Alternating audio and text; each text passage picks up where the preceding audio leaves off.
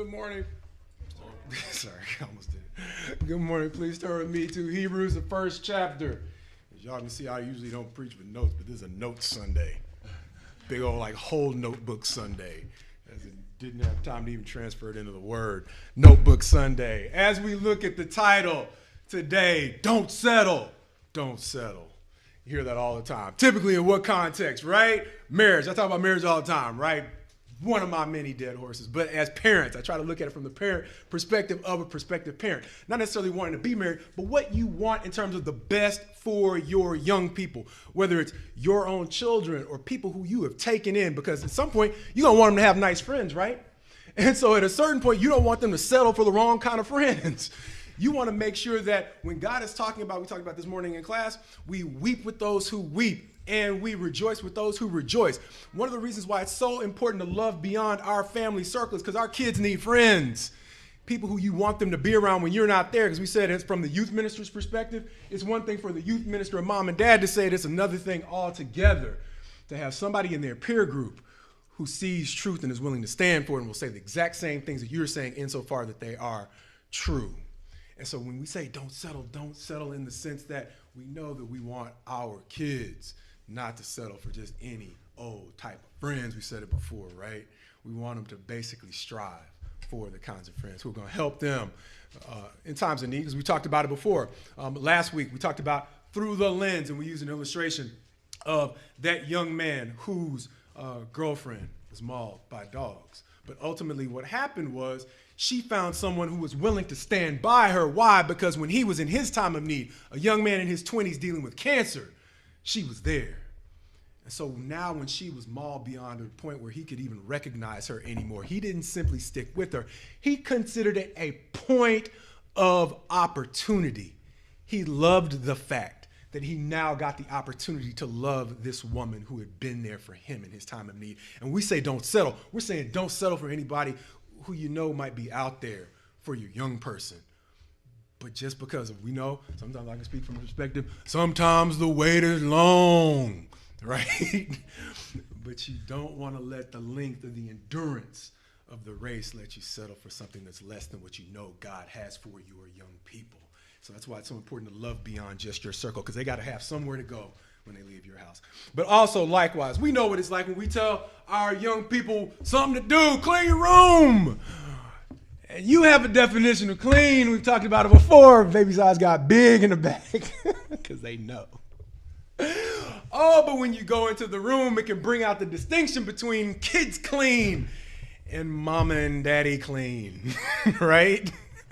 And so you understand, even if it's not necessarily looking for a mate, you know what it's like to want your kids not to settle for a different definition of clean, because you know what clean is. If we had not necessarily your friends come in, because your friends might have the same definition of clean as you do. Why? Because we got other things we want to do. We want to play. We got all kinds of things more fun to do than clean. But if, another parent came in, the embarrassment if we did not come and check on our kids' definition of clean. And so that's what we're looking at in a lot of ways in the book of Hebrews. It is a call not to settle, because sometimes we can hear terms like righteousness and be like, he said that 30 times before, right? We can hear terms of like justice and be like, I don't want to hear about justice. Why? Because it affects, it brings to life social connotations. And if I want to hear about, oh my goodness, social justice, that can be kind of hard to listen to. But you know what I found not too long ago? There's literally a part of the law that talks about social justice, right? And so one of the reasons why in Hebrews he is calling us out to be separate and apart is because, like I always try to say before I qualify, I try to be fair. Balance requires me being just as clear-eyed in terms of one perspective as the other. We had to see it this week. NCAA had to confront a situation where a man was given an award in a women's race as a national champion. See, if I lean too far this way, I'm going to have people who are telling me truth is that guy really won that woman's race. But if I lean too far this way, I'm going to be in a camp that's basically where truth is fluctuating depending upon whatever this individual is saying. We understand it, right? Does that mean that as Christians, I'm going to use an example, we don't vote or we don't participate? But the question comes to mind, who are we going to be as we participate in these things? See, when we get to Hebrews chapter 11, what we're going to see is a number. Matter of fact, let's just skip there. We know I never start where I say I'm anyway. Let's go to Hebrews 11 since we started there in class. One of the common denominators that we're going to see in Hebrews 11 and what we commonly call the Faith Hall of Fame is a bunch of folks who were moved. They were moved beyond their comfortable circles. And Marcus says it all the time, but this is a different context. In Hebrews 11, it says, verse 1, now faith is the assurance of things hoped for, the conviction of things not seen, for by it people of old received their commendation. By faith we understand that the universe was created by the word of God, so that what is seen was not made out of things that are visible. And then he's going to go down into the personalities. We're going to skip through each of them pretty quickly because we started with some of them in class today. By faith, Abel offered to God a more acceptable sacrifice than Cain. We're not going to go back through it all the way. Abel is one of the few who didn't actually have to move. And we said sometimes inadvertently the fact that you are going to act in your faith is going to make you basically the unsuspecting victim of the people who are in your circle around you. And so sometimes when we're in these circles, I know what it's been like when I grew up in a situation where I was heavily involved, right? And then when I started to stand on things where I have to, like, even now, if this gets out to the wrong circles and somebody hears me calling that national champion a dude, you think there's no consequences for me saying that? You think I don't think about that in my spare time in terms of picking what I am and what I am not going to say? I could have cut the camera off and be like, let's preach, right? I cut the cameras off so we can have private discussions. Not so I can carve myself out of safe space, right? Because no matter how much of what is aligned on this side of the aisle is aligned with me, there's some things I still got to stand up for that are going to cost me some things. And I don't necessarily know what's brewing behind my back because of what I see this particular Sunday, right?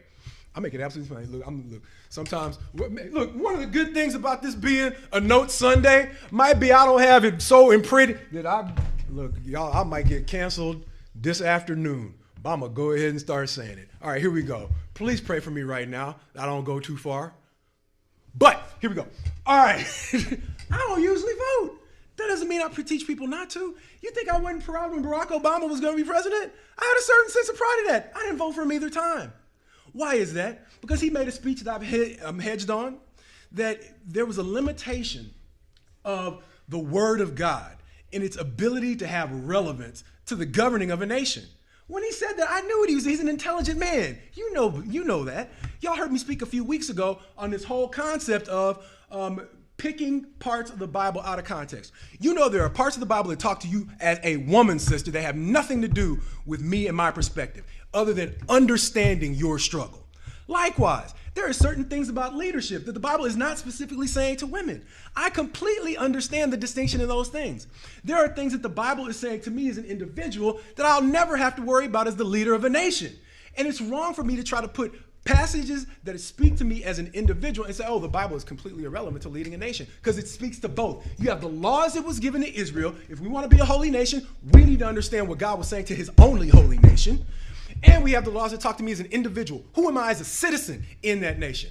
Am I, as the person who's supposed to respect the governing authority, start to talk about what he says to his king and act as a king? No, because I can get locked up doing some of the things the king is allowed to do. And so when I made a choice that I was pulling myself back from that situation, no matter how many things that he did during his administration, I'm not ashamed to say, I could identify with a lot of the grief he took, right? I'm black too, I don't pretend. And there are certain things that just as a black man, I'm going to identify with him as a president who did at least some things right. But there are also some things I got to speak up on as a Christian, because it goes beyond my ethnicity and my pride in the fact that we never thought we would see this happen, right? And so there's a limit to my allegiance to that man that goes before God. And so my allegiance to God limits the degree to which I could vote for a president no matter how much I liked him as a man and grew to respect. I thought Michelle would have been just as good a president as Barack. That's just me. But I was in the practice and I'm looking at different things. They're two lawyers. I'm a lawyer. I know what they look anyway. They look different to me. I thought she was just as capable. That's not to diminish what he did, because like I said, I like them both. You don't have to like them either. But understand this. when we are now in our places, no matter where you're affiliated or aligning yourself. The question is, how are you going to be as an individual? Because as we go through the Faith Hall of Fame, none of these people fit very well. Why? One of the next ones we're going to read is who? Enoch, right? And in class, we didn't record class this morning, but we talked about Enoch. And I said, Marcus, we can talk about the difference between exegeting a text, which is looking at what the text is actually saying and taking my lesson from that, or I can impose my vision on what I want the text to say. Now, we said, I think Enoch was an oddball. Now, why is that? Well, because Marcus kind of sees himself as an oddball.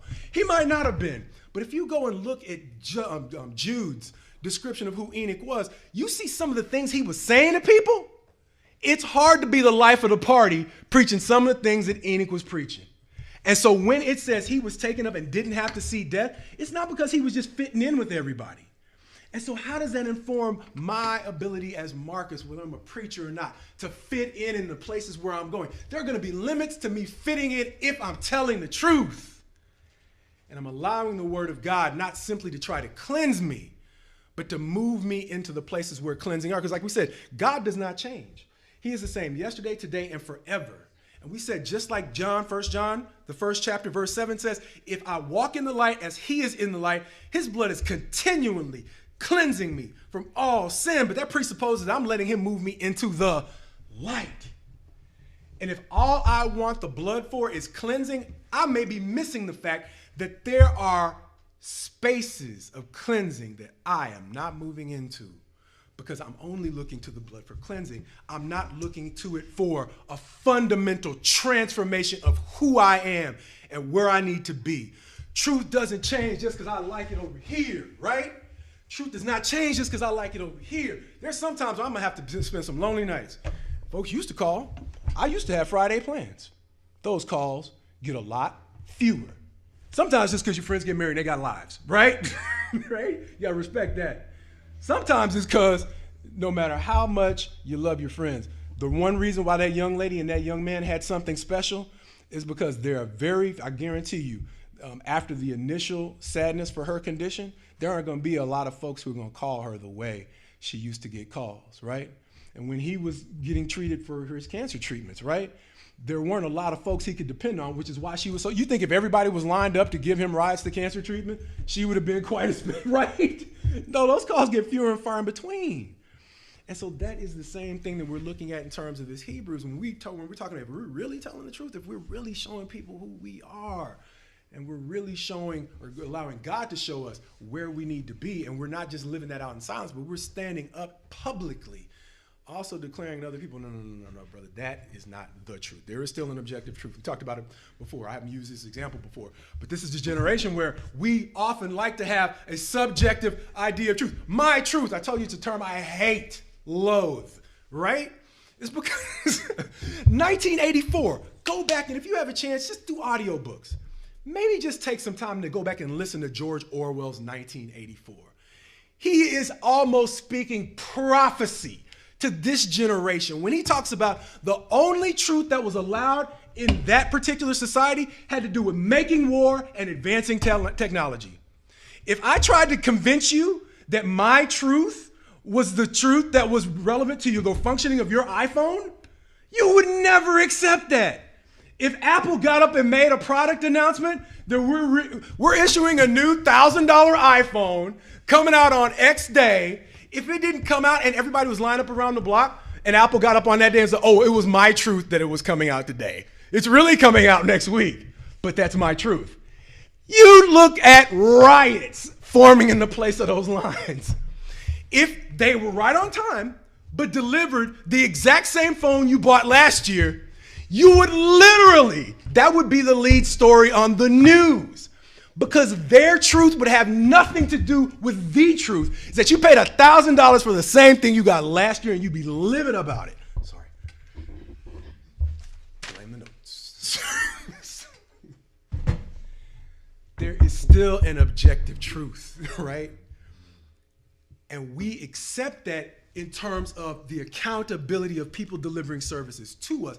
But God is saying, I need to deliver you into a place where people can rely on you to speak the objective truth, because that's rare. And it's not going to allow us the comfort to be able to fit into everywhere we go. See, the blood has to be able to do two things. That's why we've heard our folks who understand part of the need for folks who are dealing with heart conditions, right, is to make sure the flood of blow is not blocked. We don't accept that in heart situations because we know the flow of blood needs to move freely. But when he's talking about over and over again in Hebrews 3, do not harden your hearts. It's because it goes to that piece where he's not simply trying to clean us. He's not bringing, like Domino's delivers the pizza, or now we can call it DoorDash. He's not bringing salvation to wherever I want to be. He's saying this is where salvation is. And like it says toward the end, here we have no lasting city. I need you to walk to the places where salvation already exists. Because when it says Jesus sat down at the right hand of God, his work is finished. That doesn't mean all the work is finished. Look, I'm all over the map today. Please turn to Hebrews chapter 12.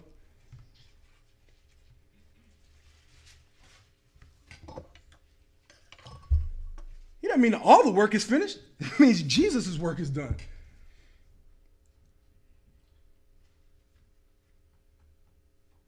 Let's back up to verse 18. When he's talking in Hebrews chapter 12, first of all, let me do a quick outline of what we're looking at in Hebrews. We did it on Wednesday night. But Hebrews is in a lot of ways a book that talks about, okay, how should we escape if we neglect such a great salvation, chapter 2? So he spends all his time in chapter 1 explaining to us who Jesus is. Why? Just so we can see his resume and do some name dropping? No, because he says you need to understand the degree to which you're being called. It's one thing if I just say I'm going into the Navy. It's another thing if I say, if we ask Richard, I'm going into the Navy SEALs. You got to get your mind right for a different level, right? And so he's saying, this is Navy SEALs, bruh. And you got to get your mind right for the fact that you could drown in training if you don't get your mind situated in your body condition, okay? So that's why it's not just name dropping. Because in chapter 2, he's saying, how you escape if you aren't properly preparing yourself for this level of salvation. So then he goes in chapters 3 and 4, and he's talking about, look at other people who neglected to get ready for the level of commitment that they needed. Their bodies fell in the wilderness, right? During that 40 years, God killed them off so he could get people who were serious about making the commitment, right?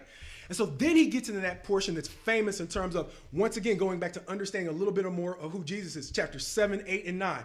He is a better priest over a better promise, chapter 8, chapter 9, in a better place. He's saying all the things that we see here are just a shadow of what is to come. And if you understand that where you're living is just a shadow, if you're not even attaining to the righteousness of here, how much less fit are you for a place where I might hate what Marcus is saying, but you might hate even more the way God says it. Wow. Because Marcus likes you. It may not seem like it. Marcus wants to get along. Marcus will where's my sander? I'll do this to the truth if you let me, just so we can have a nice day. God doesn't do that. His standards don't change.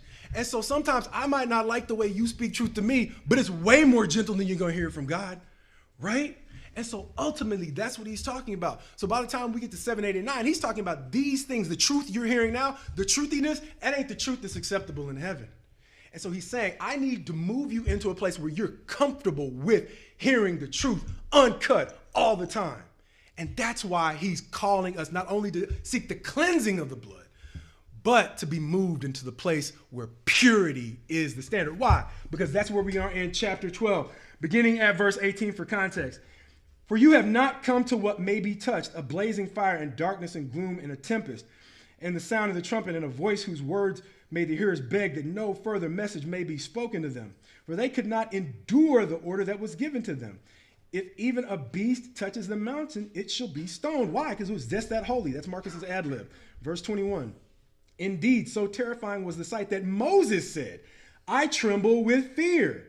Verse 22. But you have come to Mount Zion, to the city of the living God, the heavenly Jerusalem, and to innumerable angels in festal gatherings, and to the assembly of the firstborn who are enrolled in heaven, and to God the judge of all, and to the spirits of the righteous made perfect. Here it is. If I can't even strive for righteousness, he's saying, once again, I use this verse over and over again, scarcely is a righteous person saved. He said righteousness is a starting point where you're going.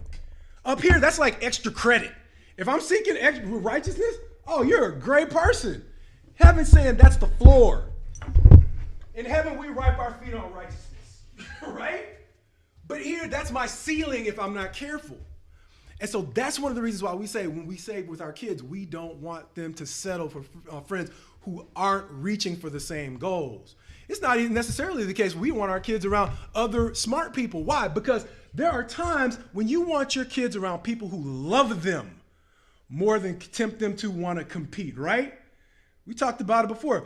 There are all kinds of geniuses throughout history who have made a mess of circles and society because the character was not where it needed to be. And so the friends when I go home, the friends I keep up with, they're not always friends who achieve the same things academically. There are friends that I've had over the years who've achieved way more.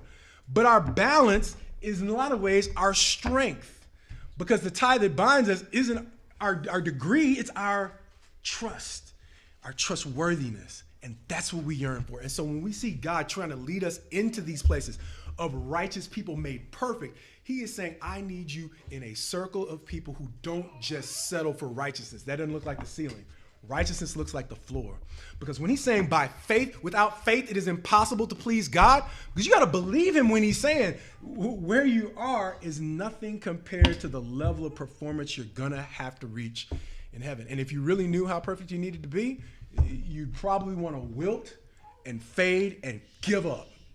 But that's why we need a God, because it's a target that's set beyond any of our abilities. Talking about that Navy SEALs thing again, I think it's designed to where no individual can actually get through it on their own. And the other liability is, no matter how good you are as an individual, we talked about it before, you are put into groups, and I've been in the little mini versions of that kind of training, just so we can get a taste of what it was like. You don't succeed without the weakest person in your group being able to cross that line. And so no matter how great I am as an individual, it is me being able to love and help the individuals around me that determines whether or not I'm going to be successful. So that, in a lot of ways, is what he's talking about here. You need to be locked in with people who are not simply settling for righteousness as a goal. They're looking at it as a foundation. Why? Because they want to be made perfect, and they know they need something more than themselves in order to be made perfect. Understanding that. Keeping on. The righteous made perfect. Verse 24. And to Jesus, the mediator of a new covenant, and the sprinkled blood that speaks a better word than the blood of Abel. Verse 25. See that you do not refuse him who is speaking, for if they did not escape when they refused him who warned on earth, much less will we escape if we reject him who warns from heaven. Once again, this is floor ceiling stuff, right? Moses was an ideal. It said he was the most meek man of his day. They're talking about the one who warned from heaven. From the earth. Once again, back up to verse 21. That's Moses. Moses was apex character, not only in his generation, throughout the whole Bible. He made the Faith Hall of Fame, y'all. We're talking about him again after chapter 2. And whole chapter 3 and 4 is devoted to his period of history. Chapter 11, he's mentioned again, and God's bringing, or the authors bring him up again here in chapter 12. He's pretty important, y'all. But they're saying the warnings that we're getting from heaven are on a completely different level than even what Moses was trying to give. And so ultimately, he's saying, don't refuse him, because ultimately, if we do, we don't understand. Heaven, like we said, sometimes before, heaven doesn't need me. Sometimes I might feel that it does, but sometimes I confuse the gift with the giver. Over and over again, I say sometimes if God puts me on a little bit of a losing streak, it reminds me of who I am. So I hate losing streaks. I had a horrible day on the court on Friday. I couldn't hit this building standing right next to it. And it was humbling. But we need off days, because off days remind us that, look, my shot, they call it wet. When my shot's wet, it comes from God anyway, right? Yes, exactly, buddy. I think I agree too, right? And so I can forget if I don't have those off days often enough. And that's what this is talking about in a lot of ways. It's saying, remember, do not refuse him. Why? And I'll use this illustration from marriage, the sports illustration I stole from this morning. And somebody told me, where am I now? Is it 35 minutes, 40 minutes? Where am I? Too long. Okay, anyway. Okay. This is the illustration I was trying to stay away from. Okay, look, in marriage, we understand there will be times when I would love to say, my wife loves me because, but the reality is, my wife loves me, but, and you can flip it, right? I would want to say, my husband loves me because, but the reality is my husband loves me, but. Every relationship has a but, right? And if I fixate on the because to the neglect of the but, that's exactly what he's talking about. And we'll retrace the steps. Going through Hebrews, when Marcus says, okay, how should we escape if we neglect such a great salvation? I mean, is he just making that up? No. Hebrews chapter 2, verse 3, literally. How should we escape if we neglect such a great salvation? And we talked about it before. He's not just going to talk about neglect. He's going to talk about there's a progression of neglect. Please turn with me to chapter 5. Chapter 5, when he's talking about that great passage about maturity. Verse 11, about this we have much to say, and it is hard to explain since you have become dull of hearing. Over time, it's like we talked about when we talked about that whole concept of idolatry. One of the reasons why it's so important to fixate on the right things, that whole concept of a pure heart is so important, is because if I allow my heart to be adulterated with that which is artificial, mixed with that which is righteous, it's one thing if I see it, but it's another thing if I begin to look at that picture of righteousness again. Over time, what I can look at is God's standard of what a clean room is, and I can mix it with my standard of what a clean room is, and that can become the new standard of clean. I think I remember Daniel prophesying about 4 future kingdoms. The weakness of one, which was really in a lot of ways the strongest, was the fact that it was mixed with iron and clay. Clay being a weaker substance. Now, if you understand that your kingdom is founded on feet of iron and clay, you're in a pretty good circumstance. But if you become so fixated on the iron that you don't realize the clay makes you somewhat vulnerable, you are standing on shaky ground. And that's the danger of this concept of partial righteousness. When it says righteous people made perfect, he's trying to push us from a position where we all have a mix of iron and clay in our feet right now. He's saying you need me to push you into a place where your vision of where you are is completely consistent with the perfection that is the standard of where you were going.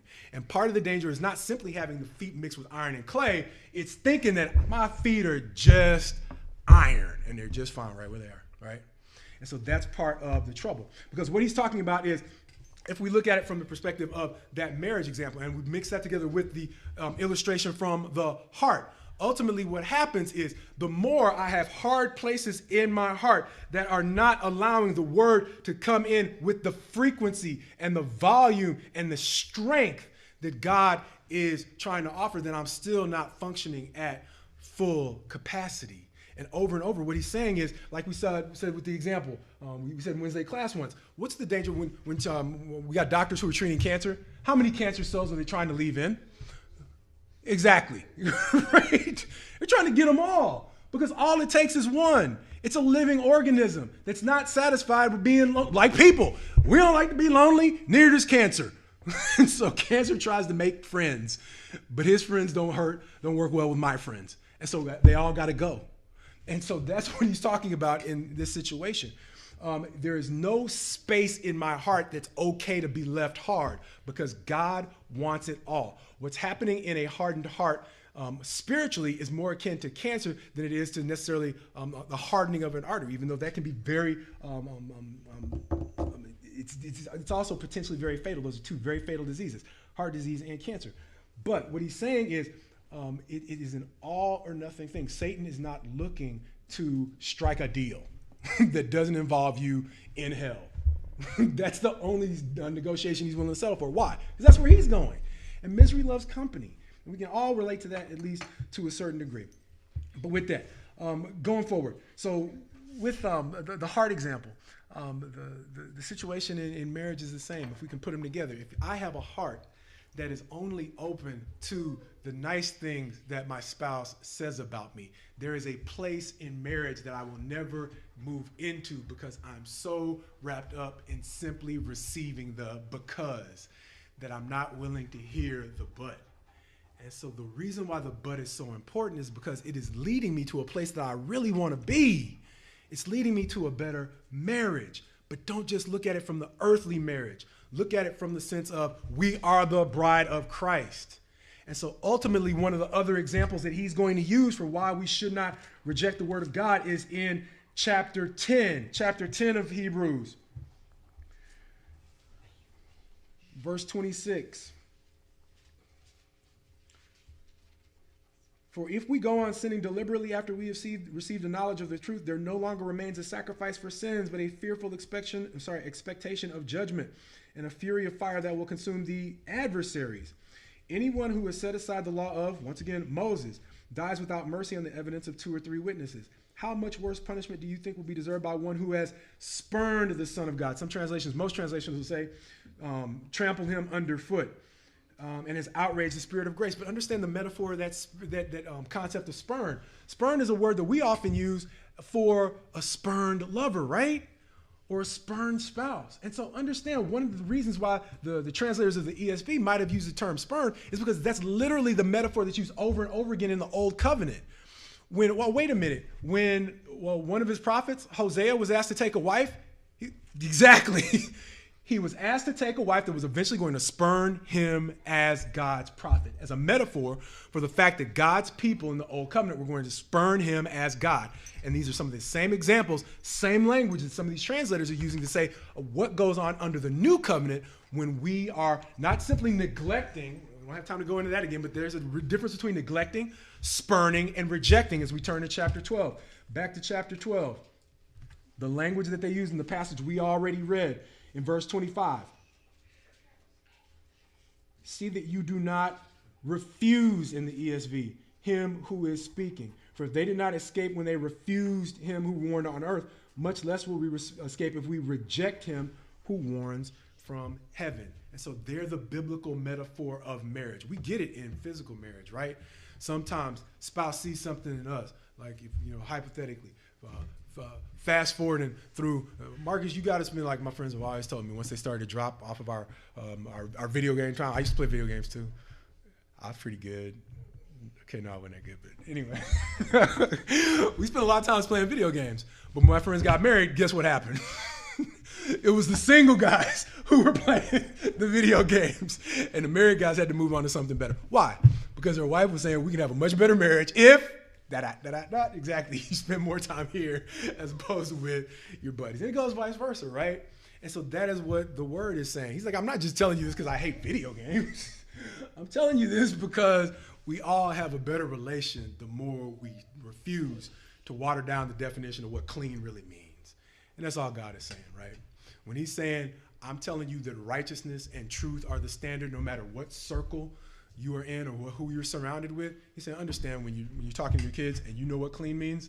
And it's one thing for them to, skirt clean. And this is what the children of Israel are doing. We'll end on that. We talked about it in class, but we didn't talk about it in the lesson last week. When God said in Numbers 14, these 10 times, reason last week why we said the lens was so important is because what they were doing was they didn't necessarily care about what God wanted on his heart as long as what they were getting what they wanted physically. It started out with, oh, we don't have water. We don't have water. Oh, we'll get water. Give us water.